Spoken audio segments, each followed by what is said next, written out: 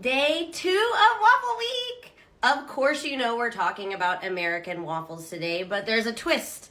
Because you know I can't talk about American waffles without talking about American waffle culture. And one of the main things that inspired Waffle Week, although I'd been wanting to talk about Norwegian waffles for a while, is that I learned about something called the Wafflehouse Index.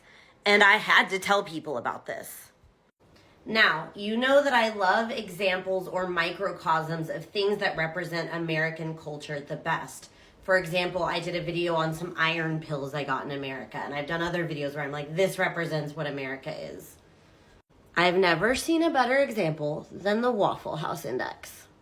So the first thing you have to understand is what Waffle House is. If you don't know, it is a restaurant, breakfast diner, a typical American breakfast diner in America.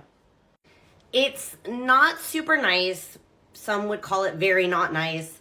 And it's the butt of many jokes. Like, people would say, like, oh, if you want to make sure you see, like, a fist fight at 3 a.m., go to the Waffle House. They're open 24/7. They're not nice. They're the butt of a lot of jokes, okay? That's what you got to know going in. And every American town has one. Now, let me tell you about the Waffle House Index. The Waffle House Index is an actual thing that meteorologists and FEMA use to determine how bad a natural disaster is. How, you might ask? Can a waffle restaurant be used to determine how bad a natural disaster is? Well, the answer is more American and dystopian than anything I've ever heard about my dystopian America.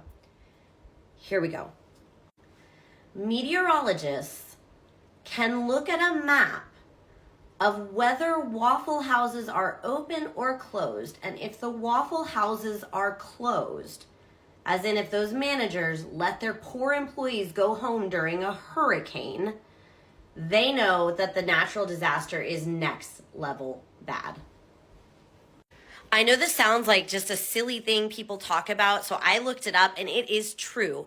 It was a concept invented by a FEMA administrator in 2006, I believe, when he was noticing that he could predict how bad an area had been hit by if the waffle houses had closed and let their dang employees go home. If the employees were still being worked to the bone, just like a moderate natural disaster. The kicker is that Waffle House now runs its own color-coded map for citizens to look at to see whether their restaurants are open or closed. Like, they think it's kind of funny and cool.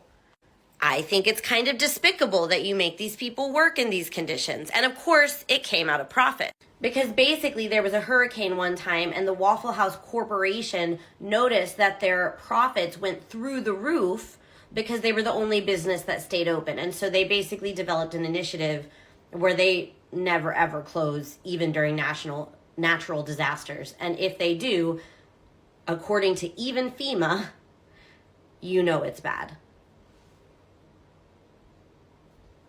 America. I am going to talk about actual American waffles and how they differ, but I had to start with this.